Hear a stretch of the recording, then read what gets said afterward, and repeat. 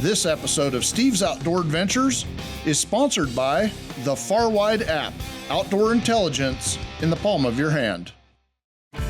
This week, we're headed to Wagon Mound, New Mexico, where I have a rifle tag to hunt for trophy bulls on the prairie and foothills region of Unit 46. It's late October, and the herds are big, and the weather looks good as we embark on an awesome road trip that is almost 20 hours in duration and will take us across the scenic western states. We left Northeast Oregon and headed south, through Idaho and into Utah, passed through the incredible rock formations at Moab, and then turned east at Monticello and drove into southwest Colorado, where we have some incredible mule deer hunting, and made a stop to meet up with a good partner there before hitting the road again. Yeah, we traveled down through Durango and Pagosa Springs, and when we got to the state line, you know that sign's full of bullet holes that are now covered up by stickers, and it's just kind of that reminder that you're driving into the Wild West, and a state that's rich in that old history. From there, it's just another 4 hours of driving through Chama, Santa Fe, and then Las Vegas, New Mexico, before turning north and finishing the drive in Wagon Mound, a small community located at the base of a big butte that was a landmark for covered wagon trains going up and down the Santa Fe Trail. And this area is rich in history and wildlife. Wagon Mound is well known for pronghorn antelope hunting and a growing population of elk that are returning to the prairie. Just a few months earlier, Travis Price from our office had made his own mecca to this place during the August antelope season. He got to experience firsthand why this area is one of the state's premier pronghorn hunting destinations and shot a hell of a buck on the second day of his hunt.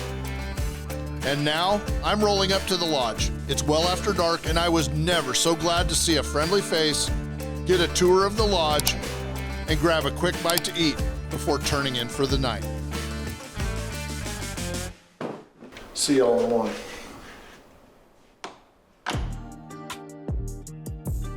The next morning comes way too fast, but with the pool table to organize my gear, I get everything together and prepare to go out.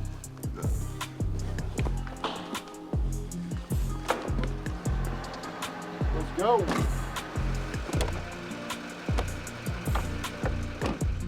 It's clear and cold, and the 45-minute drive goes by quickly. Just barely see elk out in these fields, big alfalfa fields.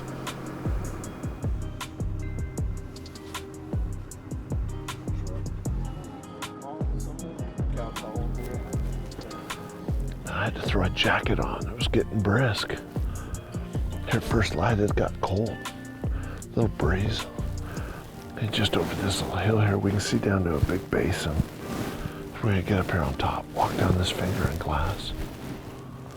A lot of elk leaving the alfalfa fields down there in the pre-dawn light, coming up in here to bed and feed for the day before they go back down at night. Catch them in the transition areas.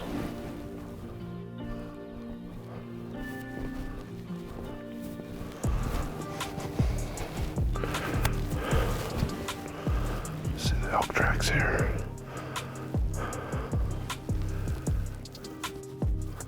Within seconds of seeing the tracks, we spot some bulls.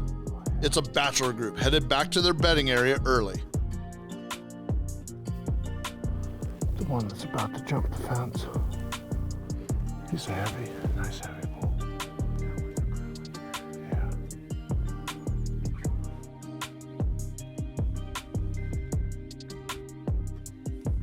As Frank and I watched the elk closely, we paid attention to where they traveled, getting glimpses of them in the cedars as they moved toward where they would bed down for the day.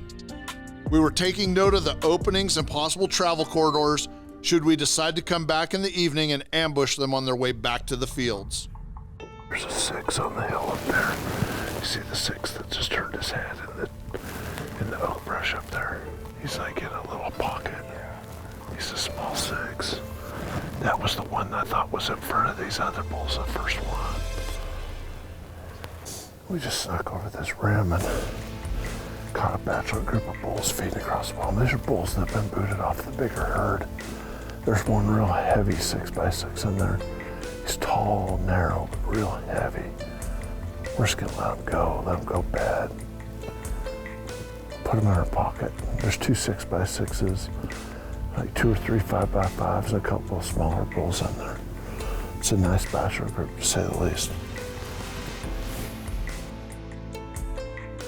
Whether we hunted them or not, I had clients that were on their way, and scouting that we got done could help their guides put them on the bulls.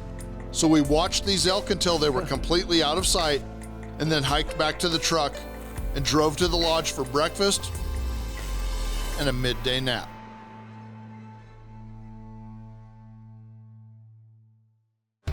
This episode of Steve's Outdoor Adventures has been sponsored by Burris Optics and the new Eliminator 6.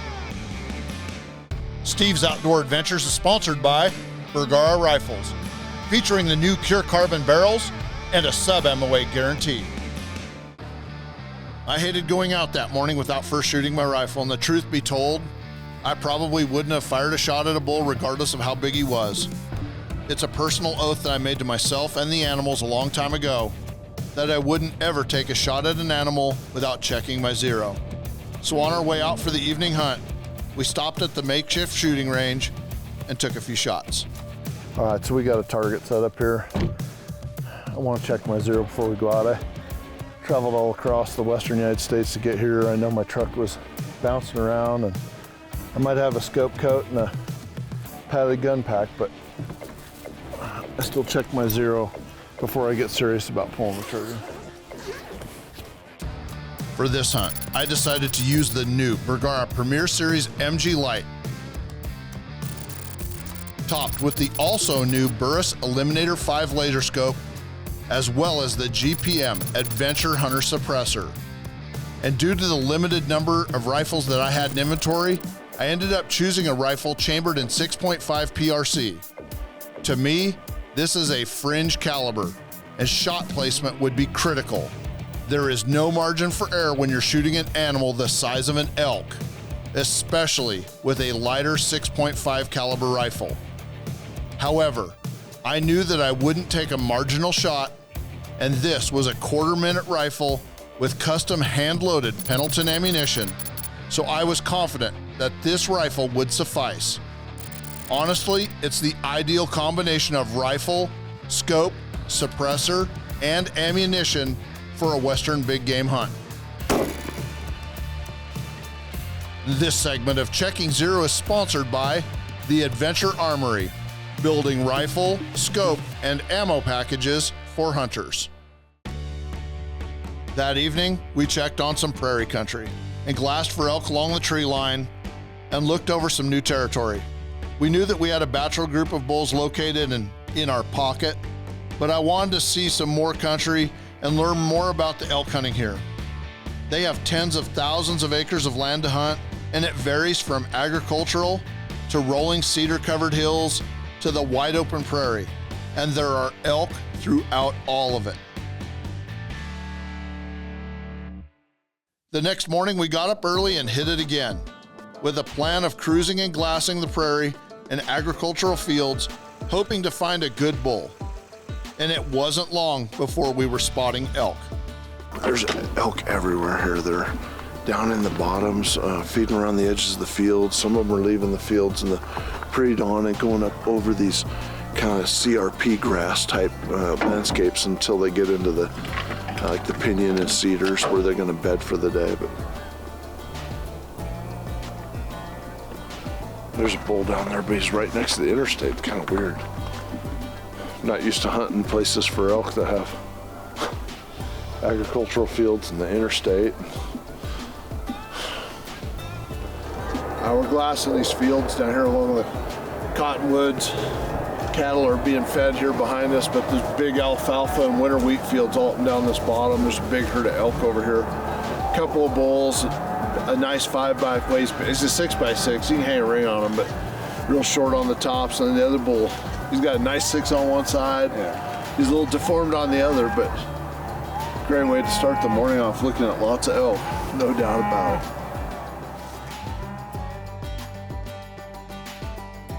After looking at the bulls in this herd and determining that there wasn't one in there that I was willing to shoot, my camera team requested permission to sneak up on this big herd and shoot some video of them. And we were treated to some close-up footage that you don't get very often before the herd spooked and ran back toward the safety of the tree line. It's just a matter of time before we find a nice 6x6. We see us hit some country. Yes, sir. It was a great morning hunt. And when we come back from this short commercial break, we've decided on a plan for the evening hunt. This episode of Steve's Outdoor Adventures has been sponsored by Pendleton Ammunition, premium hunting ammo, hand-loaded, 1 round at a time. As we departed the lodge for the evening hunt, we passed through the prairie country, and there were several herds of elk and countless pronghorn antelope everywhere. Sometimes I could see elk and antelope in close proximity to each other. To me, it was a good omen for the evening hunt and a reminder that elk were once a plains or prairie animal, and then when the settlers came west, fulfilling their manifest destiny of westward expansion in the 1800s, many animals like the bison were killed nearly to extinction, but elk quickly adapted to the surrounding mountains. But now, elk are returning in numbers to the prairie landscape, often to large tracts of private lands with limited hunting pressure, where grazing plans for cattle are designed with elk and other wildlife in mind. Here, they find easier winters and year-round feed that is conducive to producing big bulls and healthy herds. And New Mexico is a state that encourages landowners to manage the wildlife and makes the elk licenses on private lands an accessible incentive for responsible land management practices. Frank and I had decided to go back and try to ambush the bulls that we had seen the morning before. He had a plan for us to drive into the ranch and hike the last mile to a vantage point where he thought that we would have a good chance for getting a good look at the bulls. I'll put a couple extra rounds in my bino harness. Let's do it after you. The elk could be anywhere in the heavy cover, so we got our wind right and slipped through the cedars and junipers, always stopping to glass for the elk along the way, and climbed up the hill to Frank's vantage point, overlooking a large pond. He showed me where the elk historically came into the water, and I found a good spot to set up in the rocks with a 200 to 400 yard shooting area in front of me. There's elk up here over there. We got a big water hole right down here. Elk can come from anywhere. I'm gonna set up right here on the shooting sticks. Got that death grip. I'll put the rifle in, get so I can swivel right through the whole area. Left to right, I got it all covered. One thing we gotta watch out for is our sun on us. Like, we stand out, if we get to moving around, those elk will see us. I got the rifle set up in the tripod, got everything level, chambered around, and settled in for the wait.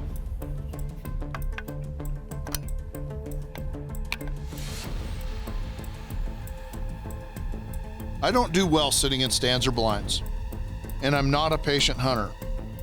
The cold morning had given way to warm sun, and it might have been October 20th, but it was warm and we baked as we sat. And the sun also made seeing anything to my left through the rifle scope nearly impossible.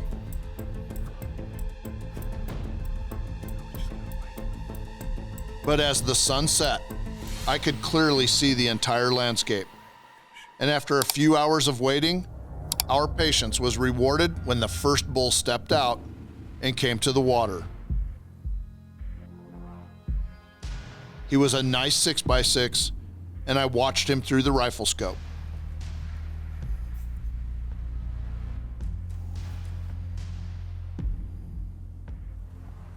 That sun glare's killing me.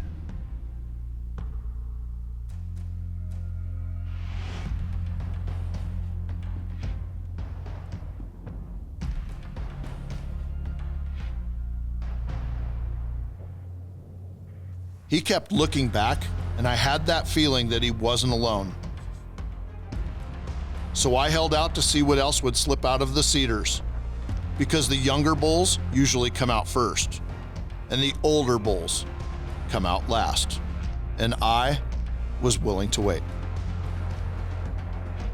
Will I pull the trigger and fill my tag? Find out after this short commercial break.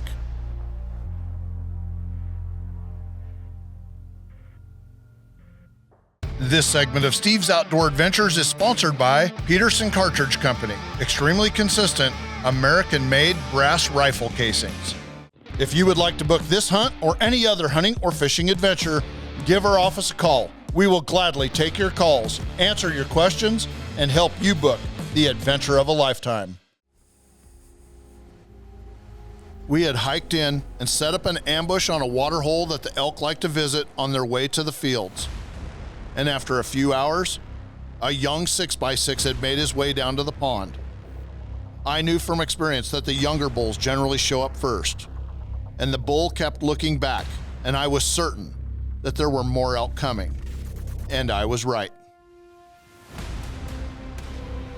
As the bulls slowly fed out into the open area around the pond, I could clearly look them all over.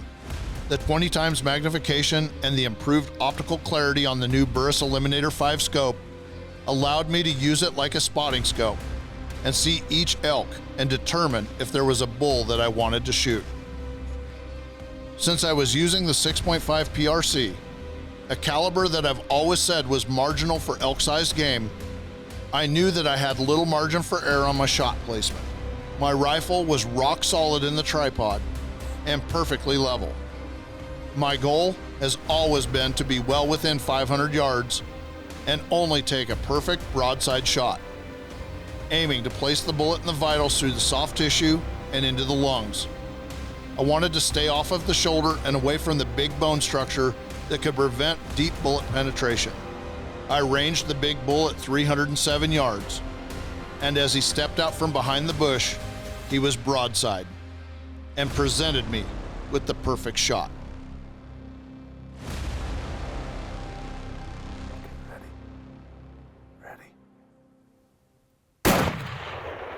Smoked him.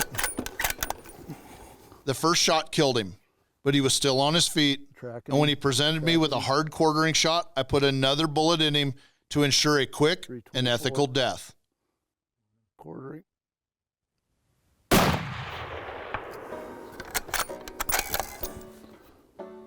He's done. 6x6 down, boys. And remember, as a rule of thumb, when you're hunting animals as big and tough as elk, if they're still standing, shoot them again. Man, that's a big 6x6 bull in New Mexico. Down. Thank you. Good job. Thanks. Usually we're hooting and hollering, but we have clients coming this week. So if we keep our temperaments down a little, let these elk clear out. There's another 6-point in there. Yeah. Frank's got a path picked out. We gotta go all the way around and down to get over there, but gotta hurry up and get there before it gets dark. Have some help coming, bring in a truck, and get him packed out of here tonight. So, see you at the elk.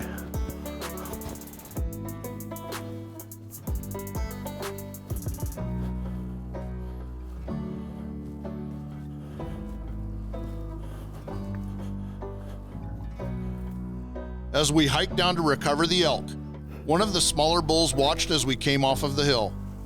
Testament to the use of a suppressor, as the rest of the animals in the area were not spooked and started walking down toward the fields, albeit without their buddy. Funny, I can hear the truck coming already. Oh yeah, nice 6x6.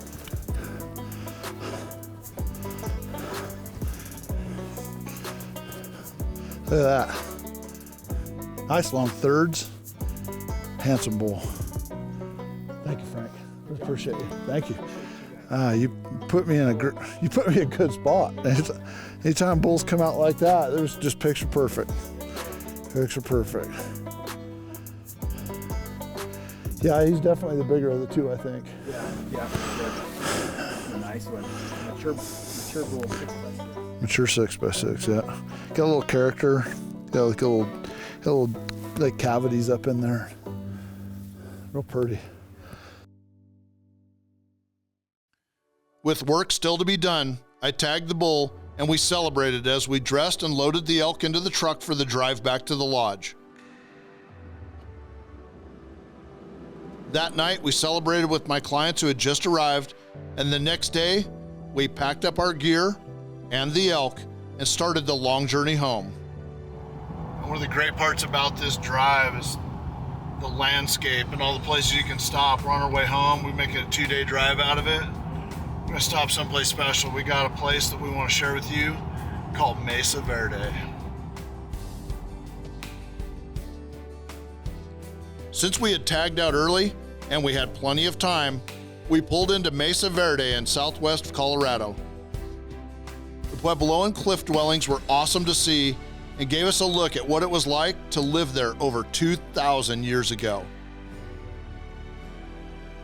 It's a fantastic stop for anyone traveling through the region, and I'm glad that we took the time to stop and see it before heading home. Those amazing people that lived here, that was about 1,000 years ago or more. They lived a pretty tough existence.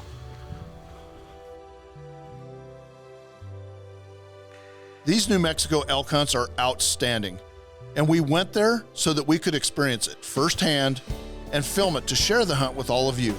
In fact, if you've ever thought about booking this elk hunt for yourself or any other big game hunting or fishing adventure, give our office a call. We're always available to take your calls, answer your questions, and help you book that adventure of a lifetime. Unfortunately, that's all the time we have for this week's show. But please remember to join us again next week when we bring you another exciting episode of Steve's Outdoor Adventures. If you enjoyed this episode, please click like and subscribe to see more of Steve's Outdoor Adventures right here on YouTube.